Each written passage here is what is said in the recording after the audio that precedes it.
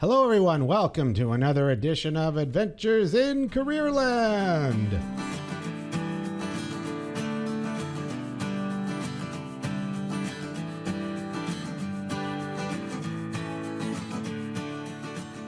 I am your host, Adriano Magnifico. I'm the career lead at the Riel Arts and Technology Center. This is a very interesting place that houses 13 applied apprenticeship and technical programs that students can choose from a high school perspective or from a post-secondary perspective. They include programs like the Automotive Technology Program, Baking and Pastry Arts, Buildings and Trades, Culinary Arts, Early Childhood Education, Electrical Trades, Hairstyling, Aesthetics, New Media Design, Plumbing Trades, Information Technology. It's a very interesting place that high school students can use to augment their 30 credits that they must accumulate in a high school setting for a high school diploma. So they take a chance. They step off the beaten path. This is an interesting place. And we're always full of students who are thinking, I want to check out another possibility. I have been working with a program, a high school K-12 program that has been doing pretty much the same thing for me, and I appreciate it, but I want to try something different. So I love when students come to the program, and I'm blessed also to work with two of these students. One is from the Broadcast Media Program, which is one of those 13 programs. He is Andre Poirier. Andre, how are you? I am doing great. How are you doing? I'm always ready to jump out of bed and take the world on. Nice. I like that. How do you feel? Did you jump out of the bed ready to take the world on today? Rolled out of the bed. You rolled out, yes. And I'm still ready to take the day, but I just kind of took a slower approach. I jump, you roll. Yeah. Okay. No, that's not bad. I'll take it. It's better than the usual comment. I'm tired. I'm not. Yeah, I'm tired of that comment. I'm tired of the tired comment. But that's okay. We also have Lina Alfori, and she's in the Applied Business Management Program, one of those 13 programs that students choose. And Lina, how are you today? I'm doing good. Feeling great. You're feeling great. I love it now. I love it. I have coffee in my system, so I'm feeling really good today. Coffee in the system? That's not coffee. That's a soft drink. What is that? It's like a Starbucks double shot energy plus coffee. Oh my God! What are you drinking now? Is that? I think that's going to take a year off your life if you keep drinking something. But you know what? It has 12 grams of protein, surprisingly. So I'm like, okay. 12 grams of So that's like you're eating a steak right now. Yeah, that's what I'm saying. So I was like, okay, why not? Do you actually look at? Okay, here's a point. Do you actually look at the labels, you two? I do. No. Like actually really well. You watch the label. So what are the things you're worried about when you look at a label? Worried about probably the sugar, and I don't really pay much attention to calories, but sugar and I think fats. And then I look at protein all the time. Trans fat. Yeah. You're worried about trans fat. Yeah. Okay. I don't know why, but whenever I look at the labels, if I ever do, I'm always like, how much calcium does this thing have? Really? I don't know That's why. So random. I don't never exactly. I just go, how much calcium this has? So you're worried about osteoporosis? I don't know. I just like. I don't even know what I milk. said. Yeah, neither do I. Well, anyway, so why calcium though? You've heard about that? Like your parents must have said that milk's got calcium in it. Take more milk. So they said my parents constantly told me, if you don't want your bones broken, keep drinking milk. So make sure you get lots of calcium. So I'm always looking for calcium stuff. It's just sort of become a habit at this point.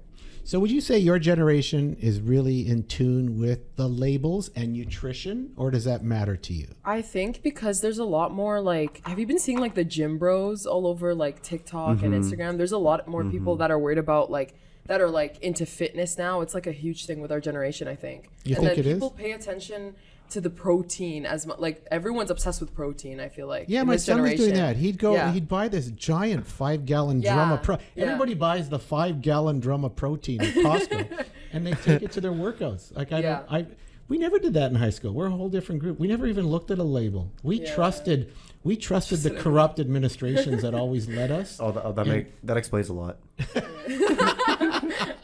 You see the wrinkles on the side of my face now. You see my skin dragging down. You see the paunch and Magnifico. Well, of course, look what he ate. So I like this. So I'm going to be watching you guys in a few years just to see. Well, there are some. I think there's an obesity epidemic in the United States. Yeah. Now, I may be overstating that, but do you think that's really going on? Like there's some frightening statistics out there about what we're eating and how it's affecting our bodies. I mean, I think it's a really serious problem. I mean, if you look at a photo that's like 60 years ago or a video, you see barely any obese people. And then all of a sudden today, it's like every second person. Yeah. It's not anything against them. It's just, I feel like the way that people have been eating is just affecting everybody. Like, I think it might be the COVID as well. COVID's just the bane of everybody's problem because everybody's home. Yeah. Nobody can go to the gym. Everybody's just sitting down, eating junk food and all that. Well, you're going to the fridge all the time. I know during COVID, I'd be teaching classes in my house. And of course, everybody take a break. I'm going to the fridge. Like, when do you do that in real life? Like, it's not a real life kind of work COVID thing. was like everyone's downfall. It changed everything. Yeah. But we're over. Are you over it yet? Over. Yeah, I am, for sure. Are you over it? I'm good. More or less. More or less. I used to be a lot more social before COVID. And all of a sudden, I'm like at home. I'm the opposite. That's really? the complete opposite, yeah. Which is so weird. But. Well, no, COVID can beat you down a bit into your own little world, right? And forgetting that the best part of life is social relationships and building relationships with others and making friends. I'm just going to quickly jump in. Hey, who's this? I'm allowed to do this. Hey, we're allowed to do this. But before we get going, okay, just a minute here because I was leading into you, my friend. This is our guest. He is so excited to talk. I'd like to introduce you to Ridhwanlai from the University of British Columbia, former student at Windsor Park Collegiate, 2023 proud grad, but also a person who earned the Loran Scholarship, which is a big deal. That's $100,000 scholarship. Wow. And so he's not paying for anything at UBC. How does that feel, my friend? Well, with inflation, but no, it's awesome. I think earned is an interesting word, but I think I was given the opportunity to be a part of this program, and it genuinely is an amazing program with 35 other amazing students, and I'm thrilled. I'm thrilled to be here. Thank you for having me. Reason I was so excited to jump in is because I've been thinking lately about walkable cities. I think you mentioned 60 years ago, if we look at any pictures or images from the past, we'd see a lot more slim people. And I think one of those reasons was because you probably have to walk a lot of places where now we have the convenience to drive or take an e-bike or other methods of transportation that did not even exist back then. But awesome. Thank you for letting me jump in, Adriano. No, I love it. And you know what? And of course, that's who you are. You're a thinker. And so when we bring a thinker on, we got to stop talking and let you think. But one of those things you're talking about, I even, like when you said, the incident of the electric bike, what amazes me is how many electric bikes I see zipping. These things are zipping, man. Like, this is not 100%. This is not a little, I'm going for a Sunday drive. These guys are ripping down the road. It looks almost dangerous to me sometimes. And there's zero exercise on this bike. Like, I think we got to get our legs pumping. I think everything we create is for convenience and to lessen I shouldn't say everything, but many things we create is just for our convenience and to lessen our physical activity. I don't think that's a good thing. What do you think, Ridhwanlai? I agree 100%. I think sometimes struggle is necessary for you to achieve your desired outcome. We have to climb a mountain for this? Not climb a mountain, but I honestly think like one of the biggest things about being a UBC, like you're going to climb a mountain. Okay, this guy just likes to talk. Like he's going to climb a mountain. He's ready. He can't even climb out of bed, and this guy's going to climb a mountain. Roll out of bed. Yeah. But Max, that last time I checked, the mountain's not in my bed. Oh, all right. I've actually climbed a mountain. Really? Yeah, 9,000-foot mountain. Wow. Yeah, and it was in Italy, in the Gran Sasso Mountains of Abruzzese, and I remember that because I didn't realize how big it was until I started climbing. It's taken an hour 5. I'm going, holy cow! Is there a top to this mountain? And then helicopters came flitting around, thinking, "Are you guys okay?" I remember a big yellow helicopter, and I thought, what have I gotten into? I'm wearing Reeboks and a T-shirt. I see other people with mounting climbing gear, and I'm thinking, oh my gosh, is this the last day of my life? And got up to the mountain, and then when you climb up a mountain, it takes a long time, and you're up in the sun. And I didn't have the right clothes. When you climb down a mountain, you're practically rolling down the mountain. Like it took 2 hours to come down that mountain. It took like 7 or 8 to climb it, and 2 hours to go down it because you're just zipping down it. And then I was in bed for 2 days for heat stroke. Wow. Holy crap! Amazing. Well, at least you're here now. You made it back. I made it back. That's right. So, Ridhwanlai, you were in Windsor Park Collegiate, and I'm thinking, here's a kid making a program. I want to talk about this program. You've also won an award with Volunteer Manitoba. I just saw that as a young kind of volunteer who's done some amazing things and was connected to your, what is your program called? It's Wake Up Mental Health. Is that correct? Yes, Wake Up Mental Health. And of course, that was one of the reasons the Loran Scholarship team took note of you, because of this amazing initiative. So talk about the story of, you're a Windsor Park kid, you're into sciences, right? Because you're UBC in computer science, right? Yeah, I'm trying to major in integrated sciences and integrated computer science with neuroscience. So that's a bit mix of the two. So if there's no COVID, are you just taking your sciences and hoping to find a good university? Or did COVID inadvertently provide you with this amazing opportunity to make the world a better place? Talk about that a bit. Yeah, sure. So I think that's interesting. That's actually a thing I wondered about a lot. But I guess my whole story, as a kid, I was always in the washroom making potions with whatever cleaning supplies we had and soap and all of that. I was a naughty kid, but so I loved doing that stuff. And whenever we had like a new toy or something, I'd always imagine or like take them apart to try to create something new. I'd always had this sort of like sciencey vibe of creating, of innovating, of just wanted to bring an idea to life. And I think that honestly transferred through middle school and high school, where I'd always just wanted to like create this idea. And so the startup culture seemed a lot very, very interesting to me, but obviously I was way too young to get involved with that. And so I kind of forgot about that until COVID hit. And I said, I have all this time. And frankly, it was scary because coming into grade 9, I was super excited to be involved. I got involved with student council, with the athletic team. I was playing sports. And so a lot of my hours every single day were filled. And I slept really, really good every night. And then COVID hit, and all of a sudden you have nothing to do. You're at home 24/7, attending classes virtually, but not really attending because you're in your room and you're like, I can chill on the bed. Mm-hmm.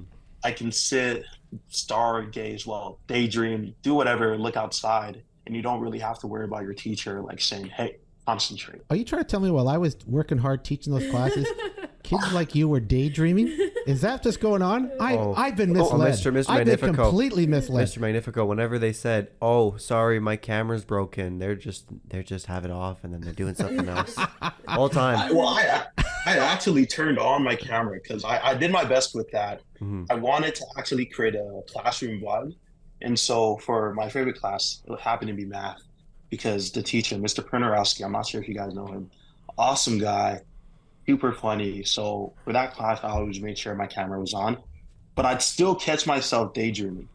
And so, but after classes were over and stuff like that, summer happened, right? And so summer with no school, and you can't really hang out with your friends because of all the restrictions and all of that stuff. And I realized I was frankly a really boring person when it came outside of school. I'm pretty sure you guys call them like school friends or whatnot, right? And then you have your friends. So I didn't really have friends. I had school friends, where outside of school, we didn't really know that we existed. And so there's always those friends. So that's a neat reality about the COVID world, right? Yeah, you realize that a lot quicker. Do you guys around the table feel that way? You seem like you had friends but didn't? Yeah. Yeah. Well, yeah. They were school friends. They weren't friends, you know? And that's the place where school is. I really believe school is this place where social activity is the key. All the academic courses are huge. You need to gain the knowledge, you need to gain the applied learning and the applied skills, but the connections between people are what make the whole high school experience so special and memorable that you come back to. I want to come back to a reunion because of the people I met, not because of that math quadratic formula. What do you think? Yeah, I agree, because at school, especially since school took up a lot of my life, like after school, I'd play sports as well. So I was there, I guess, a bit longer than most students. And so school was really this place where I got to build relationships. I got to hear stories. I got to have fun. And taking all of that away, I was at home now just wondering, what do I do? So that's kind of how I discovered, let me get back into reading, because I loved reading as a kid.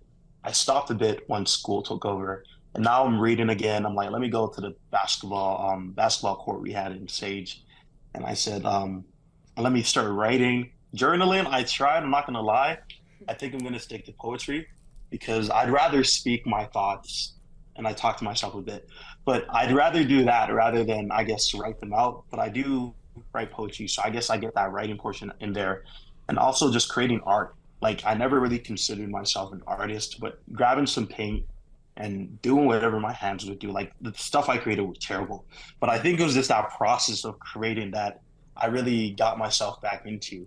And that's how I started thinking about, okay, well, coming back into school and thinking about, hey, everyone still kind of seems trapped in the pandemic, right? Like, what can I do to create something that could possibly change this? And I wasn't thinking anything crazy like, oh, I'm going to change the whole world, but I was really just thinking, I got friends who are talking about, man, like, I'm just going to head back home. Like, they seemed less engaged than normally what they used to do. And being someone who I was so happy to be back in school, I was like, how can I get other people excited about this too? And so I talked to my friend, his name Noah. He was actually in this program with you guys, I believe, the Applied Business Program. Noah. Yes, Noah, of course. Yeah, Noah. Yeah, okay. Love Noah. So he's awesome. And so I started talking to him. I was like, hey, man, I should create like a reading club or something, you know, like we're going to get people to start reading because I loved reading. I was like, this is an awesome way to get people involved with reading and stuff. He was like, yeah, but what if people don't like reading? That's what I was going to say. Okay. Oh, well, that's going to yeah, go. Like, yeah, that'll be a big three-person club. Yeah. And I was like, okay, well, because Noah he was actually big on exercise back then. He was in the gym and everything, and he's huge. And he was like, yeah, like exercise. I was like, yeah, we can do exercise. And he's like, okay, that's awesome. But he's like, what if people don't like exercise? So I was just throwing ideas back at him, and he was telling me, okay, you can like, what if this and that and that. But it really gave me like this sort of foundation of, okay, whatever I'm going to do, it needs to really involve a lot of moving pieces to really get the most amount of people interested and feel like this is a program for them. And then when we got back into school a bit, I started talking to my librarian and asking her, like, what should I, you know, like, is this really a good idea? And the name came to me when I was just going on a rant to my friends. And I'm like, I feel like we need to wake up. Like, we need to wake up just because I'm not sure about you guys. I know the other two, as youth, the days sometimes seem a little bit weary where you're just kind of passing by and time is just rushing by. And you're always just like, I wish I could slow down time and just be present. And so for me, I was really just about waking up. And founding a program, I actually applied for this grant with Rising Youth. They were going to give me, I think, a grant of $750. Yes, they had three options. It was $500, $750, $1,500. And I did not know what I was going to do with $1,500, but I did know what I was going to do with $750. And that was to buy notebooks, pencils, and keychains with their logos to kind of help connect youth together. For example, you'll see Wake Up Mental Health logo keychain on someone's bag, and you'll be like, holy crap, they did this as well. Let's talk about mental health. And so that was the goal. That was what I spent my money on. And then it came the time to run a session. It was actually Miss Stangerlin at Windsor Park. I think she's at Frontenac right now, she said, yeah, you can go to Frontenac. I'll connect you with like a teacher there, and you can run a session with these students. And I was shaking. Like, I normally don't get nervous. I'm a live life. I'm a, what do you call it? YOLO, you only live once type of guy. And so, but I was so nervous when I walked into this class with these students because I'm like, holy crap. What grade were they in? Grade 5 and 6. I mean, you're scared of them? I know. I was just like the nervous energy. Of course. And you just got a taste of what teaching is. You're preparing some material, kind of a lesson plan. You come in there with a goal. You hope the students get this outcome, and you're working it. Like, you just got to take. Did you like the feeling of preparing and being on stage? And that's what a teacher is every day. How did you like that? It seemed like I like the whole thinking process because I'm a thinker. Yes. So I really enjoyed that whole sort of, like, what should I really do?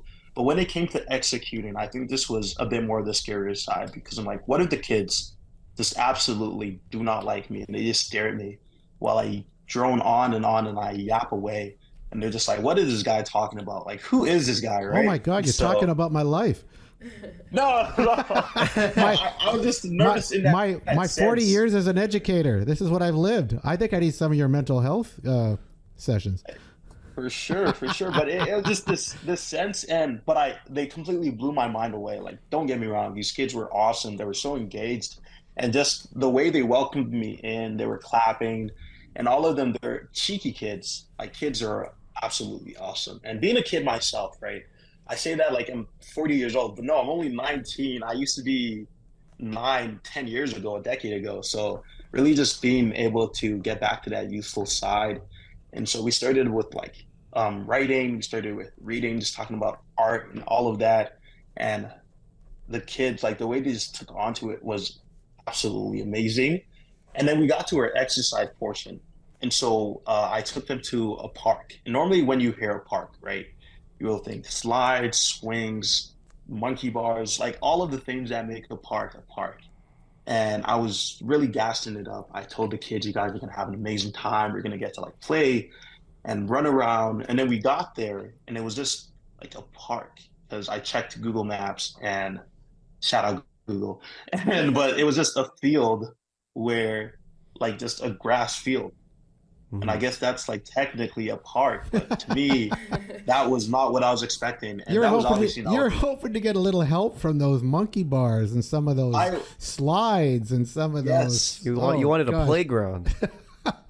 Literally, because to me, a park is like, well, because it was their exercise portion. And really, I just wanted them to grow up with this belief that exercise is when you're moving, is when you're active, is when you get your blood pumping and you're running around with your friends. Yes. So that's literally what exercise is. When people go on jogs or runs, well, you're exercising, but it's so much more enjoyable with a group of friends. And I really just wanted to instill this active mindset in them from a young age, because that's what Wake Up Mental Health is, instilling this mindset of easy and fun ways to keep your mental health positive from a young age. So when you grow older, you're not really thinking, I need to do something for my mental health. You're thinking, this is something that makes me happy, that I do constantly. And so I never really get to this point in my life where I feel like there are no other options. And so... Have you always been this involved? Like as a kid before grade 9, did you always feel like a need to help or a need to be involved?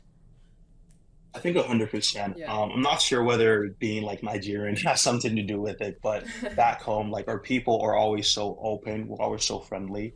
But my mom always said, like, as a kid, I was just always really active. And so from kindergarten to grade 5 to grade 6, middle school to high school, I just always wanted to be where the action is, right? Like I'm a thrill seeker. And so whether that was joining sports or joining like a club or helping, like just being involved, I loved using my time positively, except back then I didn't really think of, oh yeah, like using my time positively, right? It was just more of, I'm where the action is. There's so many people here. Let's get something going. Yeah, that's and awesome. So, yeah, I think school, I mean, obviously, right, for a kid like me, it was just the best place to be. And so back to the main story of like, when we got to the park, I was upset. Well, not upset, but I was just like, the kids are going to be upset. And so coming in with this nervous energy and you're like, okay, I'm settled. The kids like me. And then now you promise them something and you're looking around and you're like, I am not going to be able to deliver. And then I turn around and I break the news and I'm just expecting like, I don't even know. I was like, if they had tomatoes, they definitely would have thrown them at me. But the kids, they riot. Right? And the way they responded though, so positively. And I think that's truly like, that was the moment I felt what I was doing was going to make an impact, because they turned around, they're like, oh, no worries, we're going to make the best out of this situation. And they did. They got together, they were running around, they were playing tag, and it was just such a feel-good moment with the sun shining and all of them just having fun and being outside. And I think that's something that you kind of lose as a kid, right? Where in kindergarten, you'd have time where you'd go outside, you'd have nap time and all of that stuff. But as you go older, you spend a lot more time in the classroom. And I think being able to go outside, and whether that's learn or just for a breather or going on a walk, is honestly some of the best ways to keep your mental health at a good place, right? And so you're saying that I was just, go ahead. So you're saying, because I noticed that as well. Throughout the years, I've always been like, wow, I'm going to miss recess. I wasn't one of the, and I feel like we should still have that. Like teachers should be more In high school, you mean? In high school, even teachers should be more like, "Hey guys, let's go outside and play." Even though I'm sure like half the students would be like, "Oh my god, I don't want to go outside." Really? Yeah. I feel some like kids people in my class die for like a break outside. I don't know. I feel like that's something we need. We need high school teachers to go, "Hey guys, let's go outside and play something." Doing something active. 100%. Yeah. Like even for our math class, and you think math, oh, it's so right. But our teacher, Mr. Printerowski, we had a time where we went outside and we did like number game, and just being outside and really get that sense of, hey, like we're having a great time here. That was awesome. And I love it because I run Wake Mental Health with high school students as well, right? When I was in grade 12 at Windsor Park. And seeing just the reaction of them, they're like, we went on a walk, but even a simple walk around, Windsor Park, and we're going like a far length, but just seeing them get together and talk and just be excited about going on a walk, right? And I think it's these things that we have the power to do. I mean, anyone can go on a walk, but when do we really take the time to do that? Yeah. Right? Yeah. Well, of course. Ridhwanlai, there's an interesting piece that you're bringing up, and I think it's about play. And I think that my two co-hosts here are getting at it. Boy, it'd be nice to have more time to play. And as we continue the high school process, there's lots of research to show it too. Our creativity begins to wane. We see it. We see it in data. We see it in research. We see it in the difference between a 5 and 6 year old and a grade 11 and 12-year-old in their creativity outputs. We can see it. The numbers show it. And if we gave more time for play, like you just took them out there and you said, oh, it didn't have all the man-made artifacts. They didn't need the man-made artifacts. They just needed the natural environment to go play. Yeah. And they'll invent something 100%. And they'll create and they'll play. And that's an amazing, I guess, a realization for you too, because you were looking for that kind of park. And that's what about learning is, right? You were looking for the park with all the things that will keep them busy. They know how to keep busy. Just let them go keep busy. They don't. 100%. And let them play. And I think you're onto something. And I think high school students need that as well. I remember I've taught English for a lot of years, grade 12 English. We always went for walks to write poetry. We never sat in a room. And wrote poetry. We looked for, and it was raining. I told them, get your jacket on. We're going out. No, it's raining. We're going out. This is the time poets find their sensibilities and deep opportunities for reflection. And there's 100%. Times when that kind of stimulation just doesn't exist in our man-made institutions and artifacts. And that's why the phone's such a frightening thing. Especially nowadays with phones and everything. We generate our own content to scroll and scroll away. We're watching the same stuff, and we're watching cats on pianos or whatever. Who cares? Like these man-made. I'm watching this video of crazy things of dogs being dressed up like they're people, and these guys are making cool TikTok videos. But I'm thinking, why am I even watching this? Why don't I just go take my dog for a walk, and watch him chase a leaf around? And that's what I've gotten back into. I like the long walk along the river. And I think those things are the places, whenever I'm stumped, my creativity juices get moving again when I leave what I was working on and go outside and let my mind wander. You mentioned daydreaming too. I think every kid should be daydreaming more. When you said you were daydreaming during COVID, I thought that's one of the greatest things to happen to you. You got to look outside a window and imagine the possibilities. I think schools lack those pieces. On what you were saying about poetry, Mr. Mags, Ridwan, you said you write poetry, right? Yeah. Can you tell me more? I'm so interested. Do you write, have you written a poetry book? I'm so curious. No, poetry book is insane, but I definitely, and I feel like in my notes, I'm pretty sure everyone loves writing there, but every time I'd get an idea or something, I'd always go into my notebook and just write. And I think the moment where, for me, I was like, oh, I definitely love writing poetry, was in grade, maybe middle school or something. And, as all people do, I had a crush on this girl. But I was just, I don't know. I was just like, you know what, it's not going to work. And so I just went to my notebook and I was just writing a poem. And actually, this is what I wrote, because I still remember it to this day. And I love always reciting it because it brings me back this sense of keep moving forward. But so it's, a love isn't a true insight, but something that you'll hold on tight. for soon she won't be yours to call mine, for she will hit the next ocean tide. And neither will you see again, for the thing called love lives in vain. So every day make her hear your voice, or soon you'll call and she'll not rejoice. And I think it's just this sense of... That's beautiful. That was awesome. The fireworks just went off. That's fantastic. I'm proud of you, man. That's fantastic. Thank you. But it's this sense of just creating, right? And really giving yourself. And I think that's why the pandemic was so, I'm not sure if essential is a word, because it did have its moments too where it wasn't great.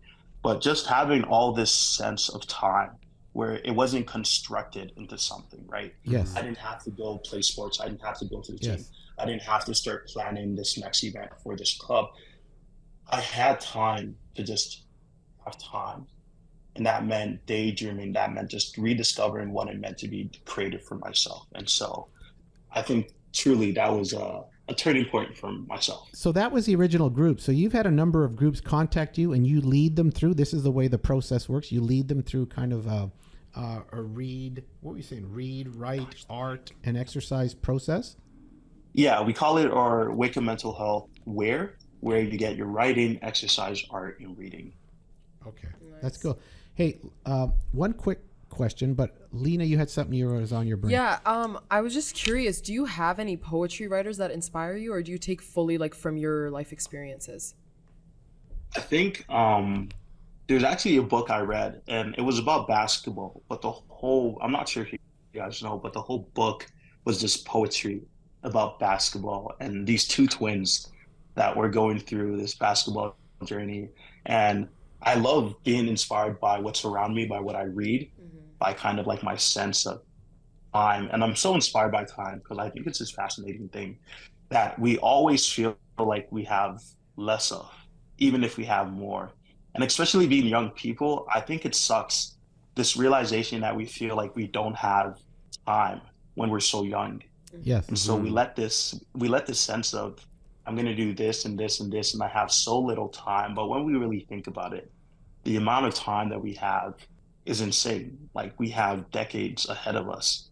And so I think for me, time has been an inspiration where I also write about time and nature.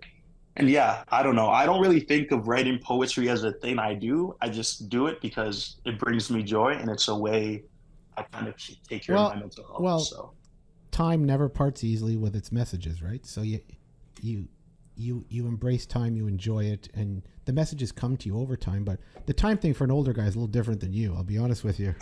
Ridhwanlai, okay? All right. So I have a different perspective on time, okay? Yeah. I don't have as much left as you do, all right?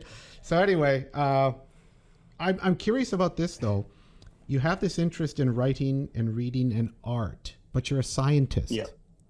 So how does your art, because I see you as a Leonardo da Vinci type, who's one of my favorite favorite people, who keep books. I keep notebooks as well of my thoughts and ideas, and you're keeping your own books that way.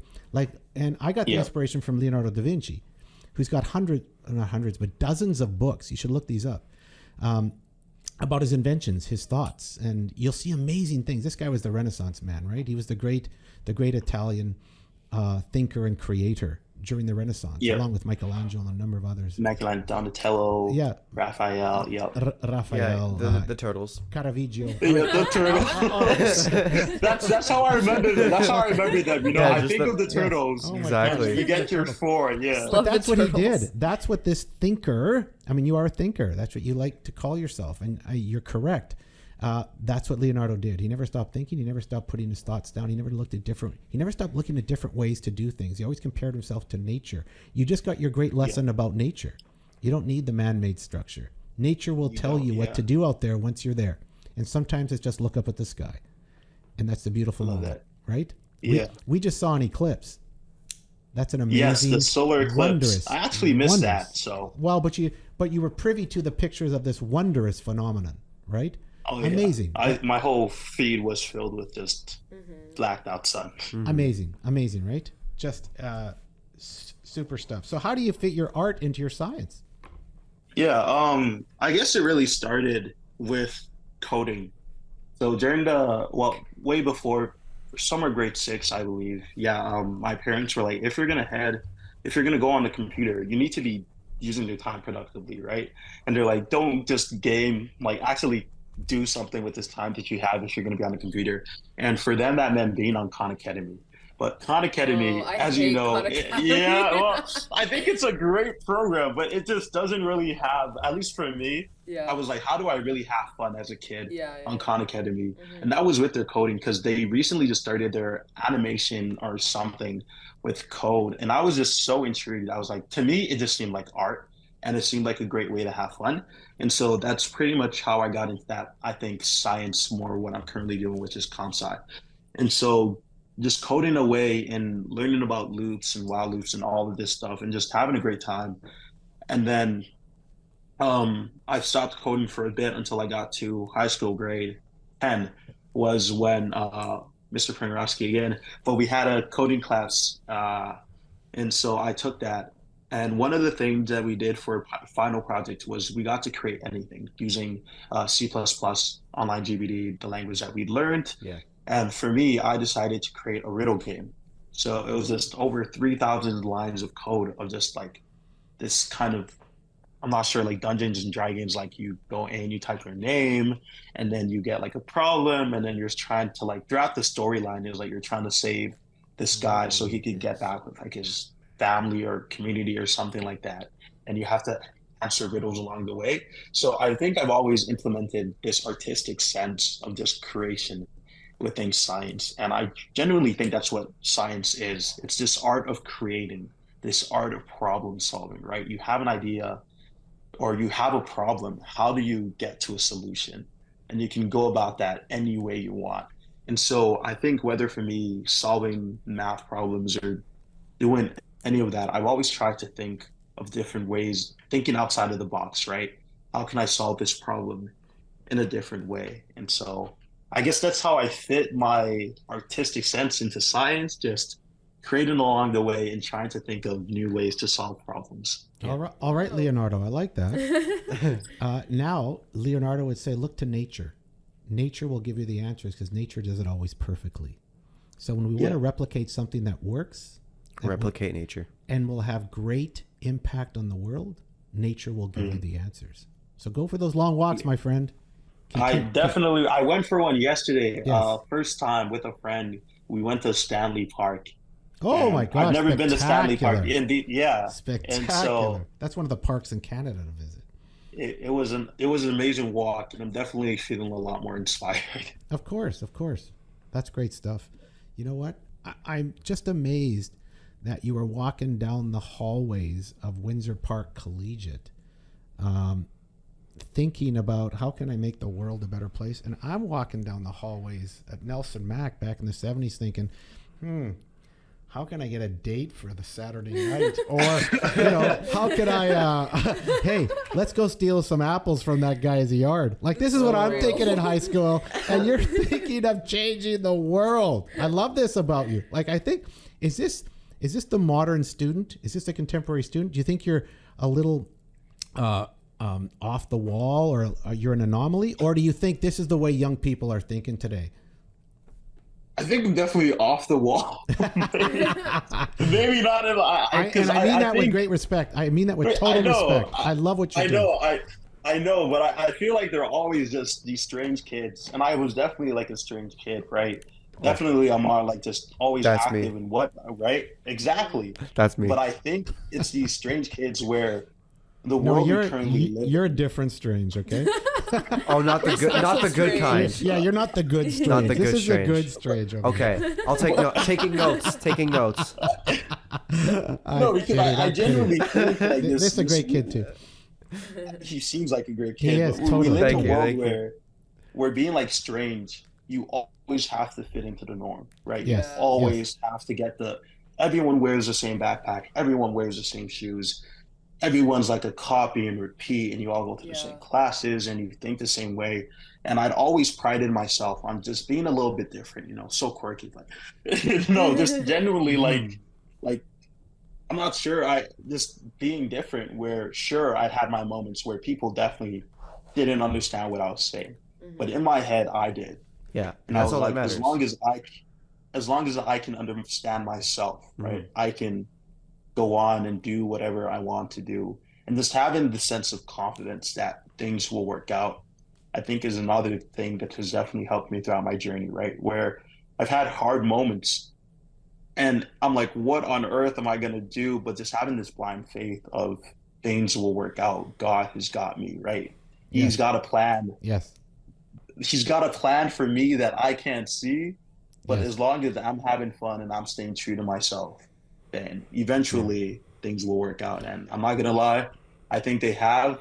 I think you don't hear about the strange ones until something good happens. But I'm definitely happy that something good happened. Yeah. Hey, what would you say to a group of grade 11s? They invite you back to Windsor Park. Knowing what you've learned now outside of high school and what you're seeing out there, what advice would you give to a group of grade 11s who are thinking, what should I do after high school? Okay. I think this is something that I definitely realized in high school, or even definitely in high school, I realized this, that is still coming into effect today. I think probably the biggest thing. And I guess it's like a two-way part. But number one is never stop trying. And number two is don't let anyone tell you cannot try. And so it comes in the sense of where I think in high school, definitely, like people are always like, yeah, it's an interesting story. So in high school, I wanted to take a grade 12 law course when I was in grade 11. And for me, it didn't really seem like that big of a jump. I was in grade 11, the class is in grade 12. But just seeing like, and eventually I was able to take it. But at first I heard, no, you can't take that. It's only for grade 12s. And like, it's law. And so it just seemed like there was a lot of pushback where in my head, it just seemed obvious. Like you have a passion, you're interested in it. Why wouldn't you be able to take something that you're interested in, right? And so never stop trying. Always try. And there's this term that being a tryhard, right? Like people always said that in high school or in middle school, like it was some sort of an insult. Like, oh, you're such a tryhard. You're always, and to me, it never really made sense because why would you try to put someone down for trying hard? Yeah. And I think that's something that we should not lose as students. And if you're in grade 11 or grade 12 or you're in uni or you're in middle school, like, right, never stop trying. Always put yourself out there. You will get a lot of no's, but you'll get so used to those no's that when you finally get a yes, you're like, wow, Right on. Like someone is taking a chance on me. I've got to go above and beyond. So never stop trying. Always put yourself out there. I love that, my friend. And, I love that, my Jedi friend. Do or do not. There is no try. Okay. I love it. Very good. Anyway, that was fantastic. We're going to do something with you really quick. It's called the Quick Cues. Okay. And Lena is going to explain to you what it's all about. Okay, so Awesome. it's basically a series of questions, kind of like this or that. And you don't have to think about it for too long. Just pick an answer. Are you ready?